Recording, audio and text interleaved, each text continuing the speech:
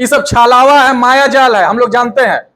आपको अगर बात करना है तो आपका पहला वाक्य भी किसान के लिए होना चाहिए और आपका आखिरी वाक्य भी किसान के लिए होना चाहिए, तब हम लोग मानेंगे कि आप हमारा हितैषी हैं। आप दाएं बाएं का बात कर रहे हैं, इसका मतलब आप हमको लंगी मार के गिराना चाहते हैं, वोट लेना चाहते हैं, और कुछ नहीं।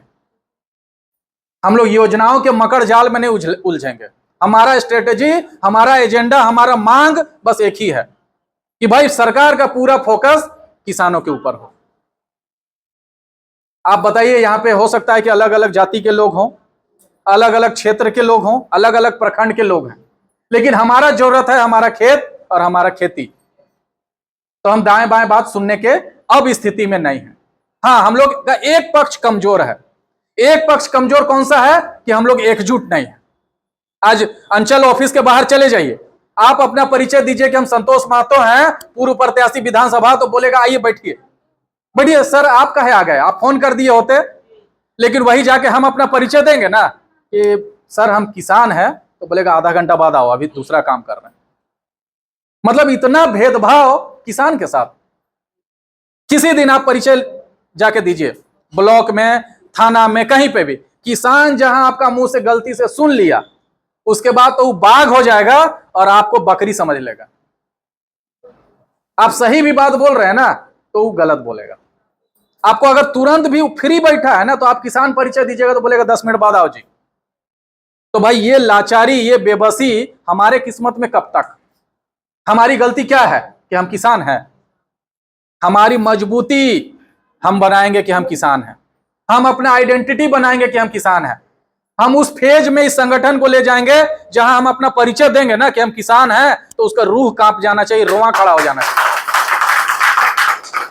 उसको लगना चाहिए कि आज देव कुमार आया है, अगर हम इसका बात नहीं सुनेंगे ना, कल 5000 आदमी लोग आके ब्लॉकवा उखाड़ के ले जाएगा। आपको एक चीज और बता देने जा रहे हैं कि आने वाले समय में इसी संगठन के माध्यम से हम लोग एक किसान मीट करने जा रहे हैं। किसान लोगों का मीट, किसान नेताओं का मीट। और उसके बाद हम लोग मजबूर करेंगे कि जो अंचल अधिकारी ब्लॉक में बैठे हुए हैं ना, अंचल में बैठे हुए हैं, वो उनका सर्विस लॉ कहता है कि आपको सप्ताह में एक दिन अपने आसपास के गांव में दिन और रात बिताना है। हम लोग अखरा में बैठते हैं ना, शाम शाम को कोई गांव का मीटिंग होता है ना, उस टाइप से अंचल अधिकारी को हमारे बीच बैठना है और पूछना है रजिस्टर लेके, इस टाइप का रजिस्टर लेके कि भुवनेश्वर महतो जी, आपका जमीन का क्या समस्या है, कोई समस्या है क्या, तो लिखवाइए। ये उसका सर्विस रिकॉर्ड में है, सर्विस लॉ कहता है, उसका रिस्पॉन्सिबिलिटी है कि वो गांव में आए। आज तक हम लोग अपने गांव में अंचल अधिकारी को रात जागते हुए देखे हैं? अखरा में मीटिंग बुलाते हुए देखे हैं? नहीं देखे हैं। लेकिन उसके सर्विस लॉ में ये चीज लिखा हुआ है क्लियर कि आपको गांव में जाना है और रात रुकना है वहां पे। अरे भैया, आप गांव में जाइएगा, किसानों के पास जाइएगा, रात रुकिएगा, तब तो समझ में आएगा ना कि उनकी समस्या क्या है। क्योंकि दिन भर तो वो खेत में है, दिन भर तो वो मजदूरी करने के लिए बाहर निकला हुआ है। आप दिन में किसान को खोजने जाइएगा तो मिलेगा? आप किसी के घर में अगर दिन में किसान को पा जाते हैं, इसका मतलब समझ लीजिए कि खेती बाड़ी का सीजन अभी नहीं है। खेती बाड़ी का सीजन रहेगा, कोई किसान घर में नहीं मिलेगा, उस शाम को आएगा, रात में आएगा। तो अंचल अधिकारी अगर दिन में खोजने जाएगा तो किसान मिलेगा? हाँ, घर में बच्चा मिलता है। बहुत लोग तो ताला उला लगा के जाता है खेत में। तो भैया, आपका नियम अगर कहता है कि आपको गांव में आना है और गांव में बैठ के जमीन से संबंधित, खेती किसानी से संबंधित विवाद को सुलझाना है, तो आप किस चीज का इंतजार कर रहे हैं? जानते हैं वो लोग किस चीज का इंतजार कर रहा है? कि हम लोग 5000 की संख्या में एक बार जाएं और हिलाएं, कुर्सिया का चारों जो पावा है ना उखाड़ दें। यहां तुमको बैठने के लिए हम लोग पैसा नहीं दे रहे हैं, हमारे गांव में पहुंचो, हमको जो समस्या है वो हम बताने के लिए अब नहीं आएंगे, तुमको मेरा समस्या सुनने के लिए गांव में आना होगा। जब आगामी मीटिंग में हम लोग बैठेंगे ना, तो हम आपको वो कॉपी भी देंगे, जिससे आप पढ़ के ये समझ सके कि जो बात हम बोल रहे हैं वो बिल्कुल कानून सम्मत बात बोल रहे हैं, कोई नया कानून बनाने की बात नहीं कर रहे हैं। तो बहुत सारे एक्सपर्ट लोग हमारे साथ जुड़े हुए हैं, बहुत सारे लॉयर जुड़े हुए हैं, एग्रीकल्चर एक्सपर्ट लोग जुड़े हुए हैं, समृद्ध किसान लोग जुड़े हुए हैं, समृद्ध किसान नेत्रियां जुड़ी हुई हैं, विभाग के अधिकारी जुड़े हुए हैं। बस जरूरत है कि हम लोग एकजुट होकर अपना ताकत उन लोग को दिखाएं। एक एक करके जाइएगा ना, तो वैल्यू नहीं मिलेगा। लेकिन एक एक करके प्रतिनिधि के तौर पे जाएंगे और उसके दिमाग में ये चीज बैठा हुआ रहेगा कि आज ही अकेले आ रहा है, अगर किसी तरीके का दुर्व्यवहार करते हैं, इसको डीले करते हैं, बैठाते हैं, समय इसका खाते हैं, तो कल 150 लोग आ सकता है। ये खौफ पैदा करना है। भय बिना प्रीत होता है जी? बाप का मार का जिसको डर नहीं होता है वो बच्चा पढ़ता है?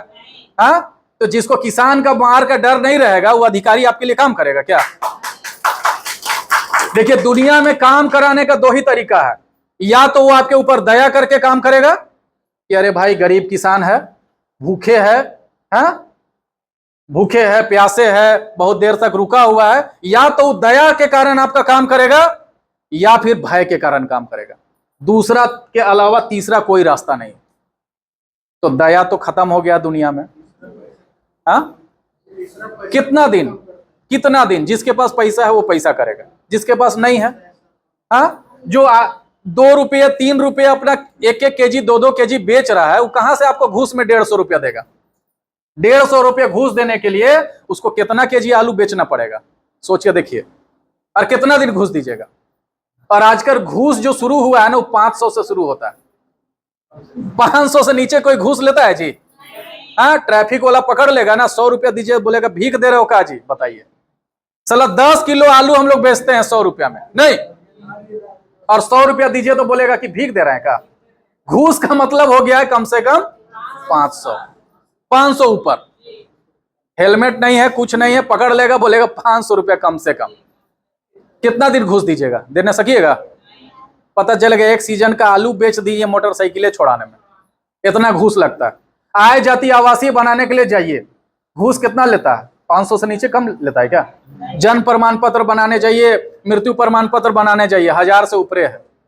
आधार सुधार करवाने जाइए, 500 से ऊपर है। तो घूस तंत्र में हम लोग को नहीं जाना है। जिस दिन आप घूस देने के लिए आदी हो जाइएगा ना, आपके संस्कृति में, आपका संस्कार में घूस देना आ जाएगा। आपको लगेगा अरे इतने किचकिच करे, अच्छा चल भाई 200-500 दे के काम निकाल ले।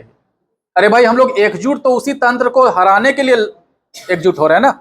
अगर घूसे दे के काम कराना है, गोड़परिये काम करके दिलाना है, जूता पॉलिश करके ही काम कराना है, तो फिर इतना मेहनत करने का तो कोई जरूरत नहीं है। आज इतने लोग अपना काम धाम छोड़ के यहाँ पे बैठे हुए हैं क्योंकि हम लोग तंत्र से नाराज हैं, सिस्टम से नाराज हैं, और सिस्टम को हम लोग अपने अनुसार चलाना चाहते हैं।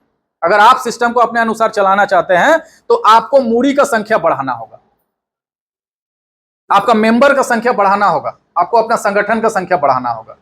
मुट्ठी भर लोग जो है वो बदलाव नहीं ला सकते।